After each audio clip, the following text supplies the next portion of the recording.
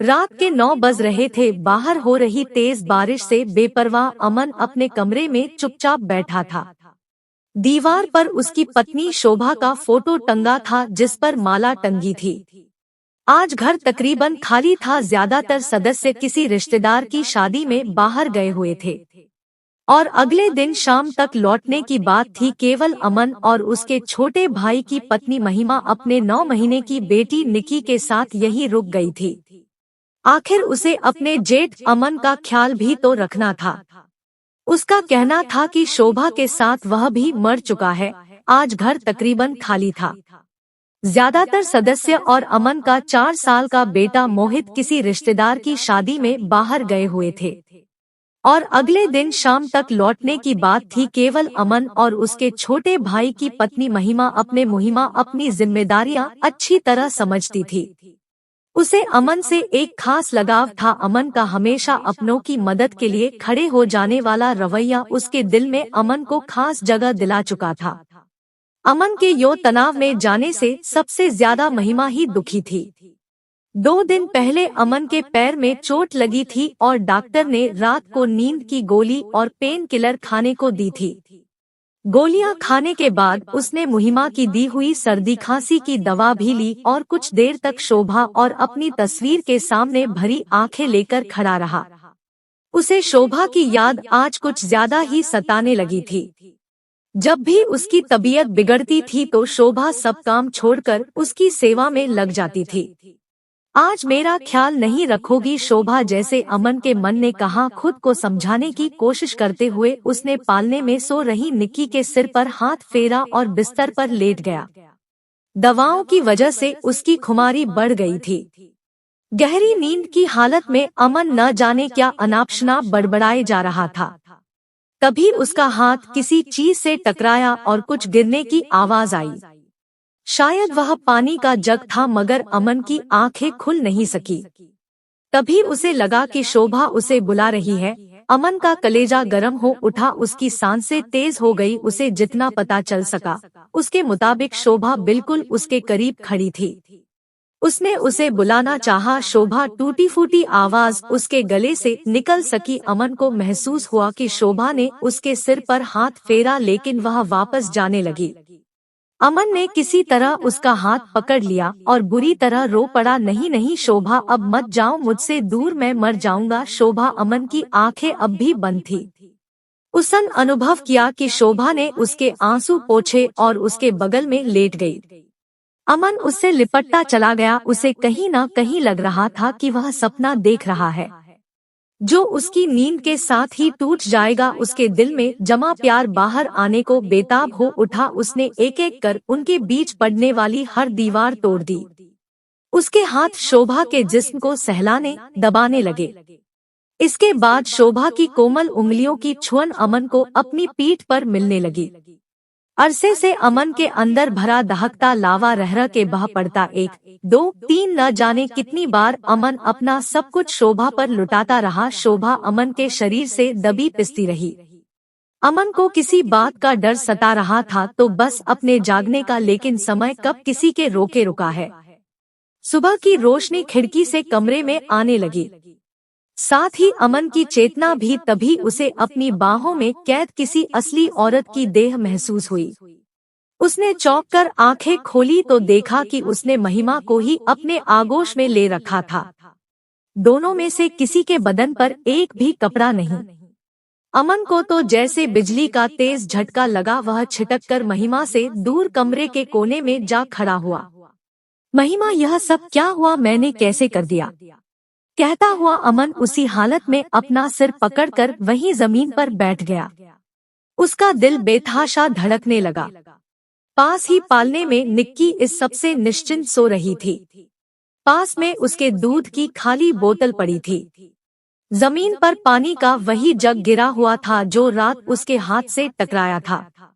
कुछ पलों तक यह सब देखते रहने के बाद महिमा धीरे धीरे खुद को संभालते हुए उठी और बिस्तर पर पड़ी साड़ी अपने शरीर से लपेटकर वहां से चली गई।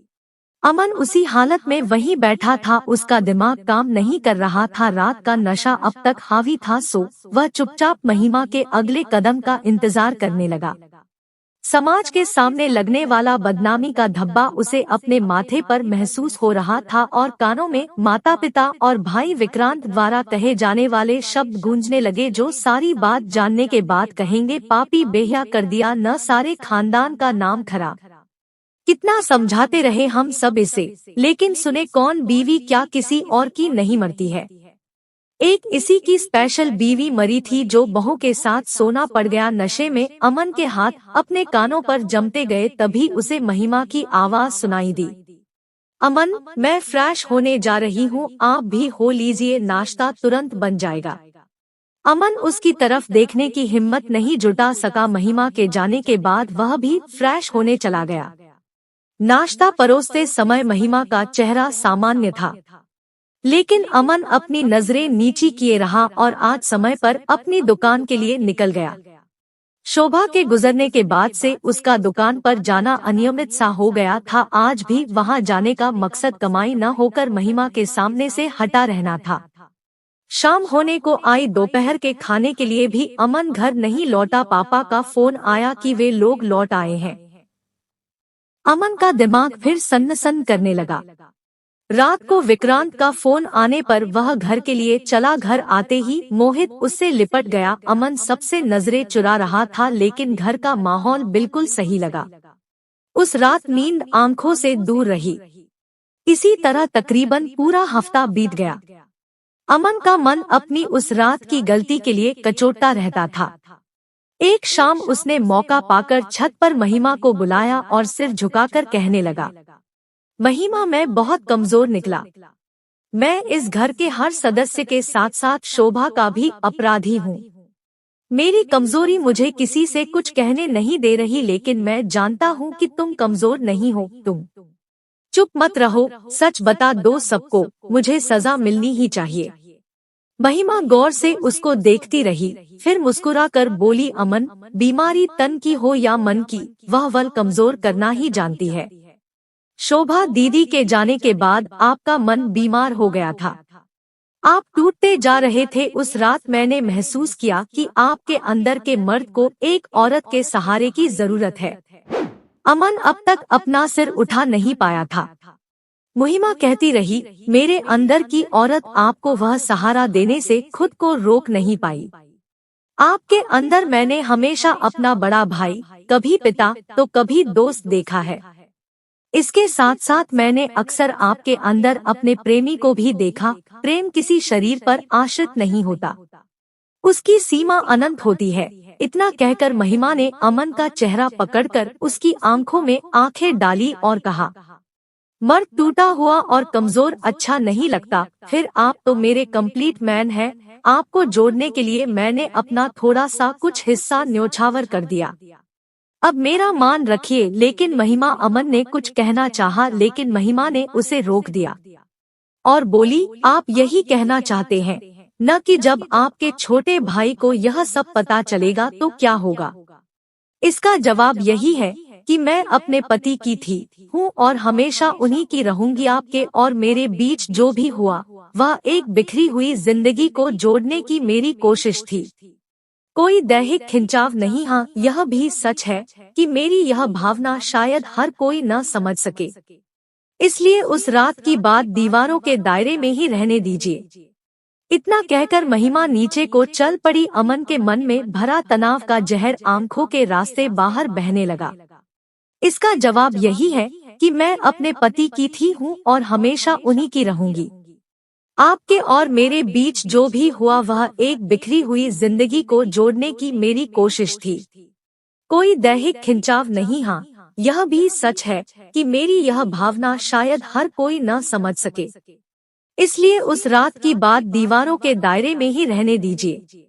इतना कहकर महिमा नीचे को चल पड़ी। अमन के मन में भरा तनाव का जहर आंखों के रास्ते बाहर बहने लगा। दोस्तों, मेरी कहानी पसंद आई तो चैनल को सब्सक्राइब जरूर कर लेना।